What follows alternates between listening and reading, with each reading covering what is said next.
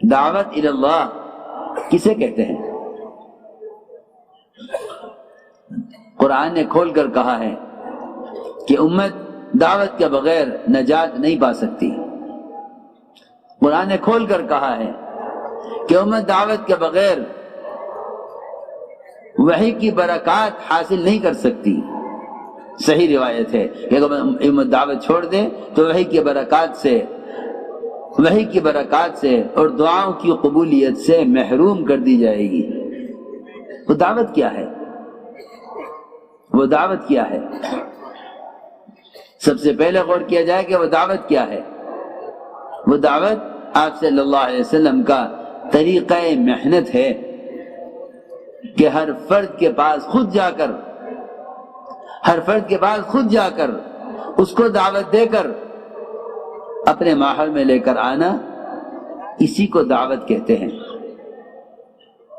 اسی کو دعوت کہتے ہیں کہ ہر فرد کے پاس خود چل کر جانا اور اسے دعوت دے کر اپنے ماحول میں لے کر آنا، اس کو دعوت کہتے ہیں۔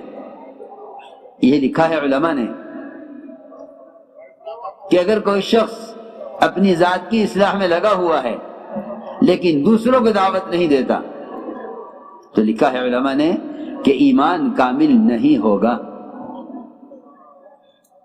ایک شخص ہے، نماز پڑھتا ہے، روزہ رکھتا ہے، حج کیے ہوئے ہے، زکوٰۃ دیتا ہے، رمضان کے روزے رکھتا ہے، سنتوں کا اہتمام کرتا ہے، گناہوں سے بچتا ہے، لیکن اس کے ایمان کی تکمیل اور اس کے ایمان کا کمال اس میں ہے، کہ یہ دوسروں کو ان تمام احکام پر آمادہ کرے جو احکام محمد صلی اللہ علیہ وسلم لے کر آئے ہیں۔ ایمان کی تکمیل اس دعوت میں ہے، اور دعوت امر بالمعروف اور نہی عن المنکر ہے، لیکن یہ بات ذہن میں سب کے رہے کہ امر بالمعروف اور نہی عن المنکر، بھلائی کا حکم کرنا، برائی سے روکنا، اس کا ایک متعین طریقہ ہے اور امت اس طریقے کی پابند ہے۔ یہ نہیں کہ اس زمانے میں امر بالمعروف کا یہ طریقہ ہے، اگر خدا نہ کرے ایسا ہوا تو دین کی دعوت اور امر بالمعروف اور نہی عن المنکر جو اس امت کے ذمے ایک ایسا فریضہ ہے جس کو ادا کیے بغیر امت نجات نہیں پا سکتی، یہ دعوت کا فریضہ مشینیں، دنیا جہان کے آلات اور ذرائع وہ یہ فریضہ ادا کریں گے۔ مسلمان جس کے ذمے یہ فریضہ ادا کرنا کیا گیا تھا، یہ اس فریضے کو یہ سوچ کر چھوڑ دے گا کہ اب بات کے پھیلانے کے، پہنچانے کے ذرائع ہو گئے ہیں، لہذا ہمیں کرنا ضروری نہیں ہے، اس طرح بھی تبلیغ ہو سکتی ہے، ایسے بھی تبلیغ ہو سکتی ہے۔ میں عرض کرا کہ دعوت امر بالمعروف اور نہی عن المنکر جو امت کی نجات کے لیے شرط ہے، اس فریضے کا ادا کرنا مسلمان کے اپنے ذمے ہے، مسلمان کے اپنے ذمے ہے کہ یہ خود اس کام کو کرے، یہ خود اس کام کو کرے۔ اس لیے دعوت کی ایک عملی شکل ہے، جیسے عبادت کی ایک عملی شکل ہے جس کو مسلمان خود ادا کرتا ہے۔ روزہ اس کا اپنا عمل ہے، نماز اس کا اپنا عمل ہے، حج کرنا اس کا اپنا عمل ہے، ایسے ہی دعوت اللہ مسلمان کا خود اپنا ایک عمل ہے جس کے لیے بدن کا استعمال عبادت کی طرح ضروری ہے۔ میں کچھ کہنا چاہتا ہوں، جس کے لیے بدن کا استعمال عبادت کی طرح ضروری ہے۔ میں نے رات بھی عرض کیا تھا، جیسے عبادت میں اس کے بدن کا کوئی متبادل نہیں ہے، اس طرح دعوت اللہ میں بھی اس کے بدن کا کوئی متبادل نہیں ہے۔ ہماری بات بہت توجہ چاہتی ہے، اس لیے کہ دعوت اللہ کی سنت پر رواج غالب آ رہا ہے، جیسے شادیوں پر رواج غالب آ رہا ہے، اذکار پر، تلاوت پر رواج غالب آ رہا ہے، ضروریات زندگی پر رواج غالب آ رہا ہے، سنتیں مغلوب ہو رہی ہیں، اسی طرح دعوت پر بھی رواج غالب آ رہا ہے، دعوت کی سنتیں ختم ہو رہی ہیں۔ میں مثال دے کر آپ سے عرض کرتا ہوں کہ جب مسلمان یہ سوچے گا کہ اس زمانے میں بات کے پہنچانے کے ذرائع اور سہولتیں ہیں، کیوں نہ انہیں استعمال کیا جائے دین کی باتوں کو پھیلانے کے لیے، بجائے خود پھرنے کے؟ کیوں مشقت میں پڑے؟ کیوں مشقت میں پڑے؟ مشقت سے بچو، سہولتیں پیدا کرو۔ یہ دھوکہ ہے شیطان کا، یہ دھوکہ ہے شیطان کا کہ آسانی پیدا کرو۔ آسانی کا مطلب یہ نہیں تھا کہ محمد صلی اللہ علیہ وسلم کے دعوت اللہ کے طریقوں کو ختم کیا جائے اور اس زمانے کی سہولت کی شکل کو اختیار کیا جائے۔ حدیث کا ہرگز مطلب یہ نہیں ہے، بلکہ جب یہ دعوت آلات پر آئی تو میں عرض کرتا ہوں، ہم ایک ملک میں گئے، عصر کی نماز کا وقت ہوا تو ہم مسجد گئے۔ مسجد میں اذان کی آواز سنی۔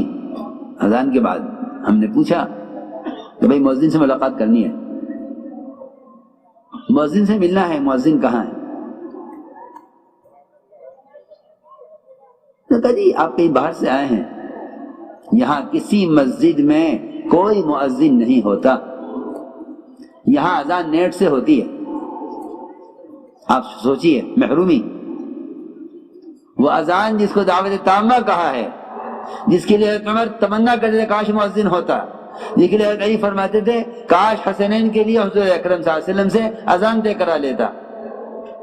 اس دعوت کے چھوٹنے نے، ان آلات اور ذرائع کے استعمال نے امت کو اذان دینے سے بھی محروم کر دیا۔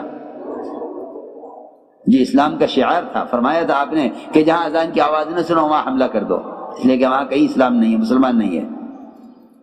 دعوت جو اسلام کا شعار تھا، جو اسلام کی علامت تھی، ان آلات و ذرائع نے اور ان سہولت کے نقشوں نے ایسا ختم کیا دعوت کو کہ بتایا کہ یہاں تو کہیں بھی آپ کو کسی مسجد میں مؤذن نہیں ملے گا۔ کون مؤذن کے لیے تنخواہ کا انتظام کرے، کون مؤذن رکھے، کون مؤذن کے لیے کمرہ بناوے، کون مؤذن کی اخراجات برداشت کرے؟ کیا ضرورت ہے مؤذن کی جب یہ سہولت ہے کہ نیٹ سے بٹن دبا دیتے ہیں اذان ہو جاتی ہے؟ سوچئے ذرا آپ، اس غفلت کے زمانے میں جبکہ مسلمان اذان سن کر بھی نماز کے لیے نہیں آ رہا ہے، بھلا بتلاؤ اس غفلت کے زمانے میں یہ نیٹ کی اذان سے نماز کے لیے آ جائے گا؟ یہ میں آپ سے کہنا چاہتا ہوں، لوگ سمجھتے ہیں ان آلات کی سہولت ہے، خدا کی قسم ان آلات کی نحوست ہے، جس نے امت کو سب سے پہلے سنت دعوت سے ہٹایا، جس دعوت کو اللہ تعالیٰ نے بڑی بڑی بادشاہتوں کے مغلوب ہونے اور جس دعوت کو اللہ تعالیٰ نے مسلمانوں کے غالب آنے کا اصل سبب قرار دیا تھا، کیونکہ قرآن میں ہے ان تنصروا اللہ ینصرکم، اگر تم اللہ کے دین کے مددگار ہو، کیونکہ اللہ کے دین کی مدد صرف دعوت کو کہتے ہیں، میری بات یاد رکھیو، اللہ کے دین کی مدد صرف دعوت کو کہتے ہیں، اللہ کے دین کی مدد صرف دعوت کو کہتے ہیں۔ کیوں؟ اس لیے کہ دین کی مدد یہ ہے کہ ایک مسلمان اللہ کے فرائض پر آ جائے، اللہ کے بندے اللہ کے دین میں داخل ہو جائیں۔ قرآن نے تو نصرت اسی کو کہا ہے، اذا جاء نصر اللہ والفتح۔ اس زمانے میں تو ملک و مال کا ہاتھ میں آ جانا فتح سمجھی جاتی ہے، اور دشمن پر غلبہ پانے کو نصرت سمجھتے ہیں۔ ملک و مال ہاتھ آ جائے یہ فتح ہو گئی، اور مسلمان غالب آ جائے یہ نصرت ہو گئی، ایسا نہیں ہے، بلکہ قرآن نے نصرت اس کو کہا ہے، رأیت الناس يدخلون فی دین اللہ افواجا، کہ نصرت یہ ہے کہ آپ دیکھیں کہ بڑی بڑی علاقے اور قومیں فوج در فوج اسلام